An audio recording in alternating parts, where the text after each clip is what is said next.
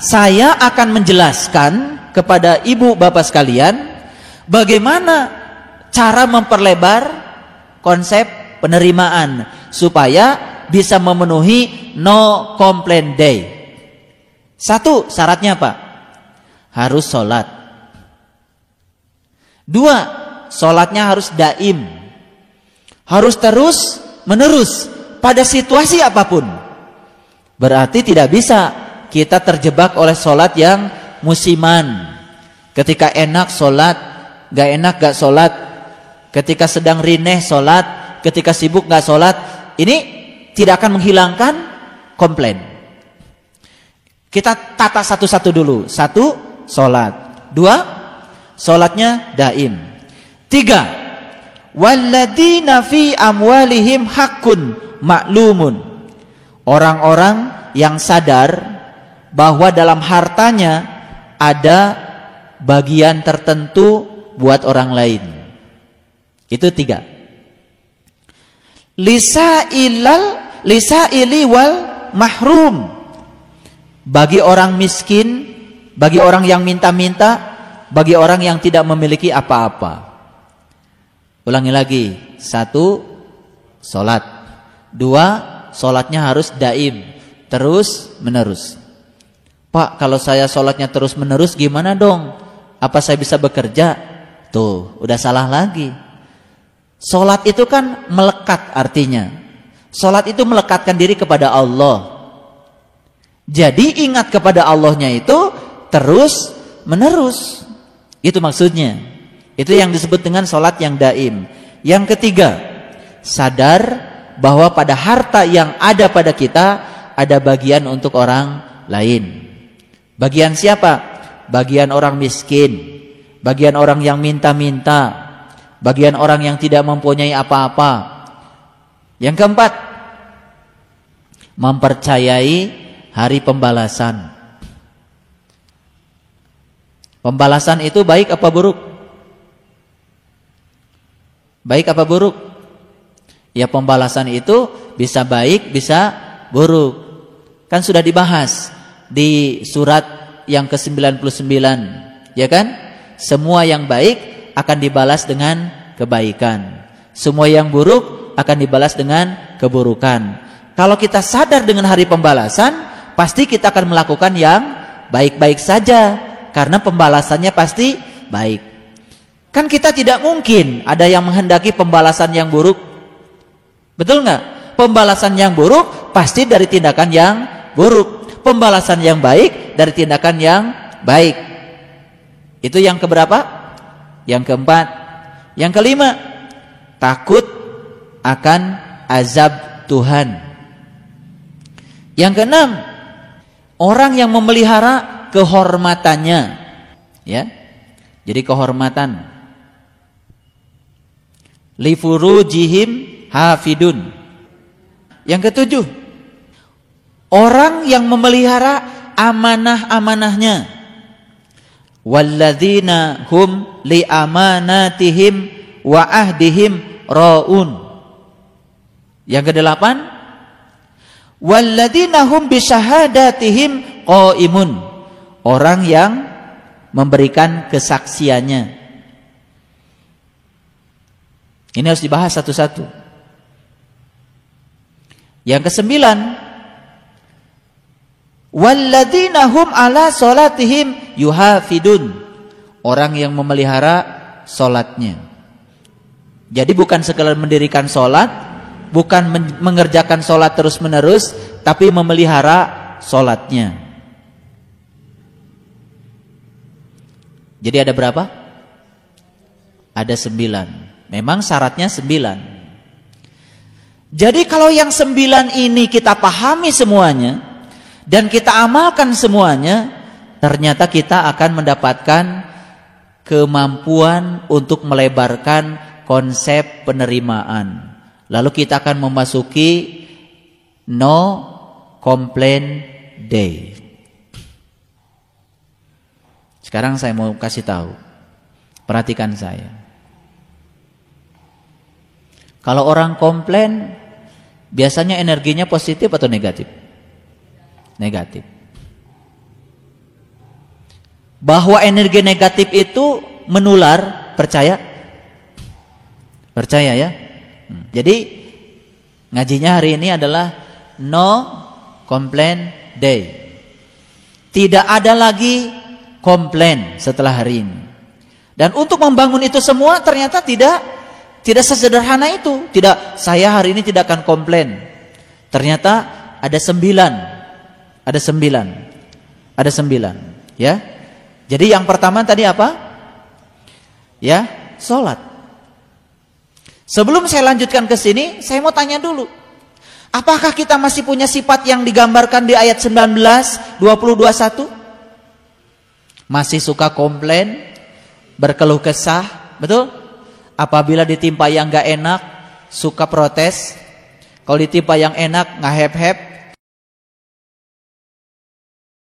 Masih? Berarti kalau masih, perlu dibahas yang 9 ini. Karena yang 9 ini akan membebaskan kita. Gitu. Jadi sebetulnya intinya adalah konsep penerimaan. Konsep penerimaan. Seberat apapun masalah kita, kalau kita memulai dengan menerima dulu, makanya jalan untuk memperbaikinya lebih mudah ketimbang kita tidak menerimanya. Ada sebuah perusahaan bis. Bisnya bis lama. Remnya sudah pada blong, catnya sudah pada melotok, AC-nya udah pada mati.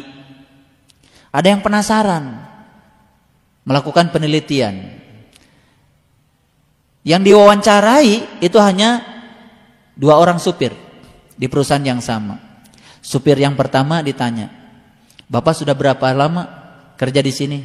"Wah, sudah lama, Pak." "Bagaimana Bapak pendapat Bapak tentang perusahaan ini?"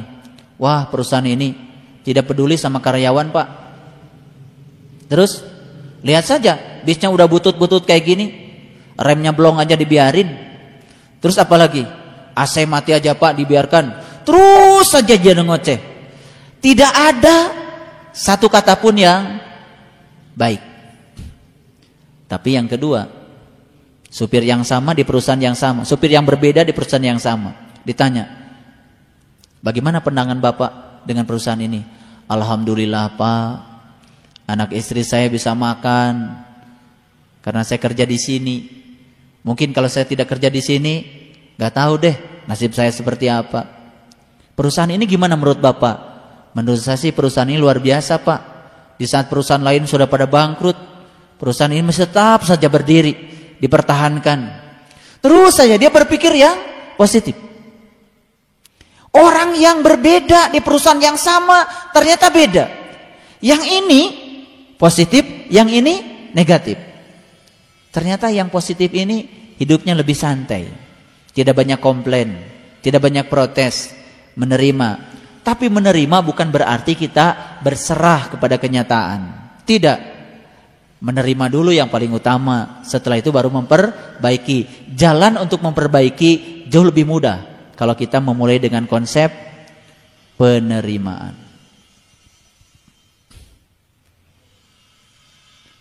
Biasanya kalau kita dalam hidup ini kan terkadang sulit ya. Ada orang yang mau menolong saja terkadang kita masih berdebat.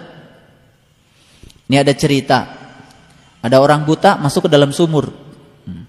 Kasihan ya. Udah buta masuk ke sumur lagi. Begitu masuk ke sumur plung gitu, ada yang lewat. Karena dia teriak-teriak, ya udah ditolong. Ambilkan tali, kemudian diulurkan talinya ke bawah. Pikirannya sih yang menolong, kalau tali sudah di bawah, ya sudah, dia tinggal pegang ke tali, ditarik ke atas. Sesederhana itu tadinya pikiran orang yang menolong. Ternyata enggak. Begitu mau ditolong, "Siapa kamu?" "Saya mau menolong Bapak." "Ah, takut bermuatan." "Ikhlas nggak kamu nolong saya?" "Nanti kalau saya ditolong sama kamu mau minta bayaran nggak sama saya?" "Tolong ya dijelaskan siapa yang bikin sumur ini, tanggal berapa, tahun berapa, berapa dalam." Udah mau mati masih debat. Dasar orang buta. Ini mungkin bukan kenyataan ya. Ini sedang cerita kita. Sudah buta ditolong masih debat lagi. Kadang-kadang saya juga sering menghadapi kenyataan begitu. Mau diajarkan ilmu pembuta mata kolbu, mau dibawa ke alam yang terang benderang, tapi aduh susahnya setengah mati. Tapi saya cuma punya prinsip gini, saya jadi matahari saja. Matahari juga terus memberi, tidak pernah mengeluh. Makanya kenapa semua tanaman menuju matahari? Cuma satu alasan, karena matahari kalau memberi gak pernah mengeluh, melayani terus. Nih saya kasih tahu untuk yang muda-muda yang cari uangnya masih susah. Selama kita berorientasi mencari uang, pasti kita akan melakukan tindakan bagaimanapun untuk memenuhi agar kita mendapatkan uang. Sekarang lupakan uang. Peribahasa yang mengatakan waktu adalah uang menurut saya harus ditiadakan. Capek kita. Dirubah sekarang. Saya ingin memberikan pelayanan yang terbaik.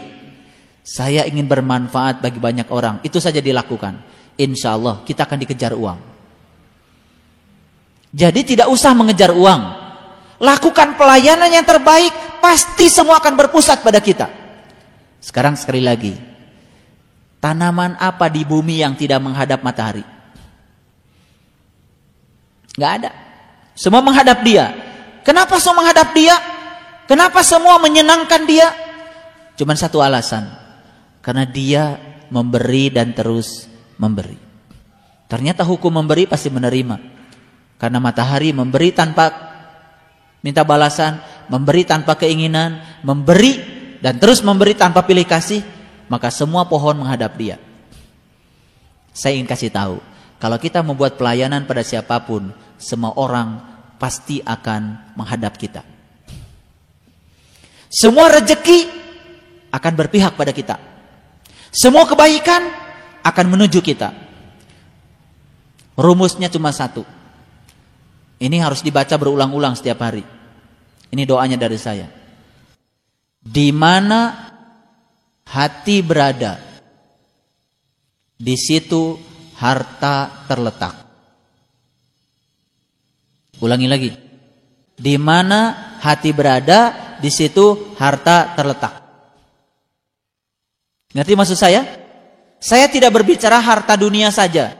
Berbicara dua-duanya. Harta jasmani, harta ruhani. Dan ternyata harta bergantung pada kehadiran hati. Ini saya kasih tahu. Ada yang tanya sama saya, Bapak, kok Bapak baru saja dari sini, ke sini, ke sini, ke sini, ke sini, kok nggak ada lelahnya? Saya bilang, sebetulnya saya kelihatan oleh kamu bekerja. Saya tuh sebenarnya nggak bekerja. Kenapa? Karena saya melakukannya senang. Ketika kita melakukan pekerjaan dengan senang, sebetulnya kita sudah berhenti bekerja. Sekali lagi, ini rumus yang luar biasa. Luar biasa. Silahkan dibuktikan rumus ini, formula ini luar biasa. Ulangi, di mana hati berada, di situ harta terletak. Sekarang gini, dokter melayani pasien pakai hati, bukan pakai tarif, pakai hati. Percaya enggak? Dokter itu bisa mendapatkan uang melampaui tarifnya. Percaya sama saya? Saya ngasih pelatihan pakai hati, enggak pakai tarif. Ternyata saya mendapatkan balasan jauh melampaui tarif. Saya melakukan kebaikan pada siapapun pakai hati. Memberi pakai hati. Ternyata saya mendapatkan balasan jauh melampaui yang saya pikirkan. Jadi semua satu. Di mana hati berada, di situ harta terletak. Jadi kalau ingin kaya, gampang. Hadirkan hati. Melakukannya harus senang. Makanya saya bilang tadi, tidak semua orang sibuk sukses. Dan tidak semua orang yang tidak sibuk tidak sukses.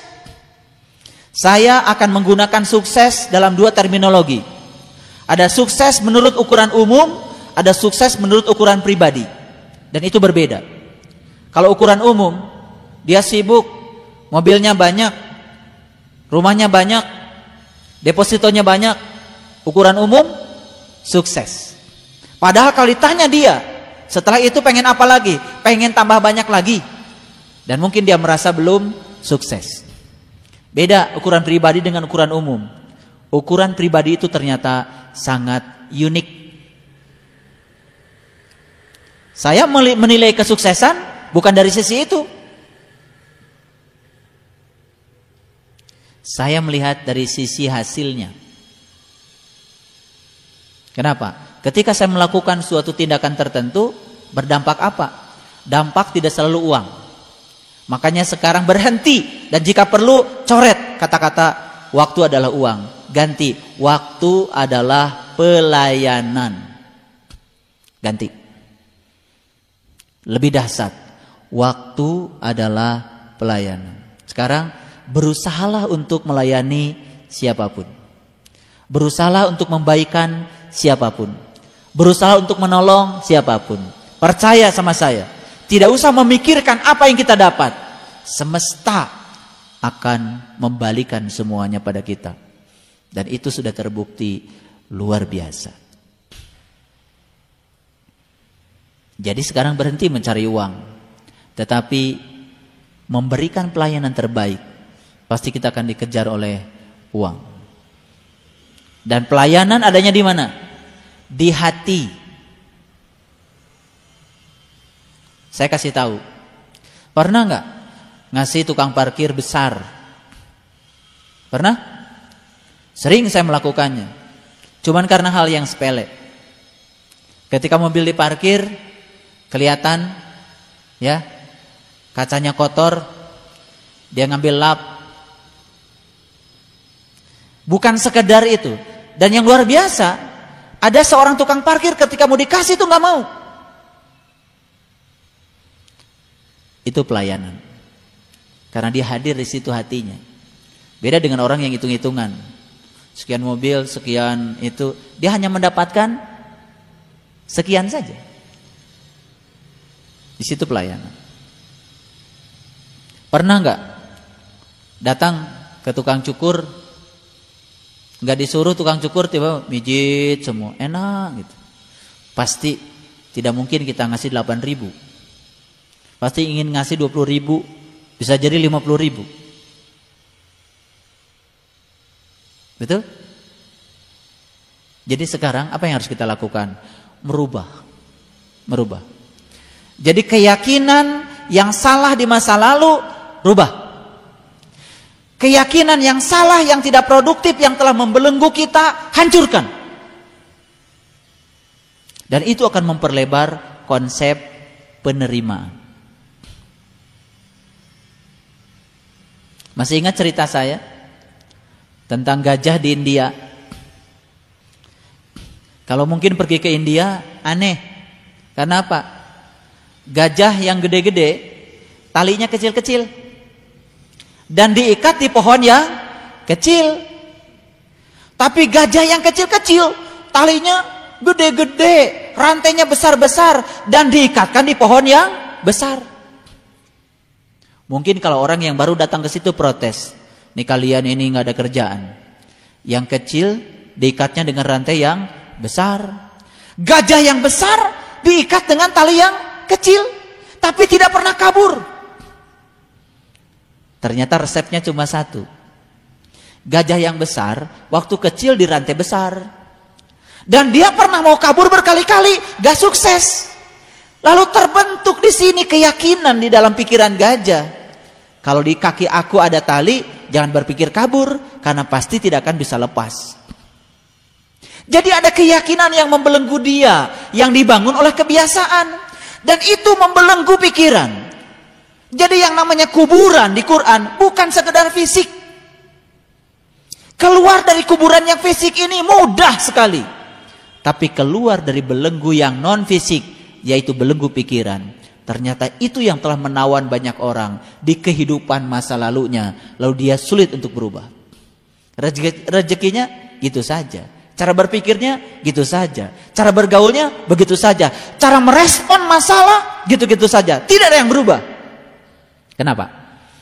Ada keyakinan yang salah yang membelenggu. Tapi kita tidak pernah periksa itu.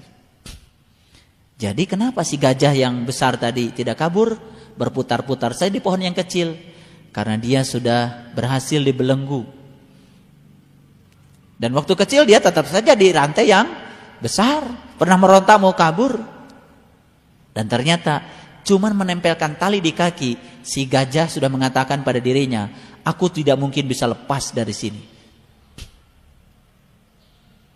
Jadi kalau manusia dibelenggu oleh kebiasaan-kebiasaan yang diyakini padahal itu salah, apa bedanya dia dengan gajah? Cuma gede badannya doang. Makanya gajah, lihat, gajah itu badannya gede tapi matanya sipit. Karena gajah itu memang lambang dari orang yang sedang dikendalikan oleh keinginan. Makanya ada Quran surat gajah, surat Al-Fil. Dan tentara gajah ini itu yang mau menghancurkan Ka'bah. Ngerti maksudnya? Kasihan deh lo.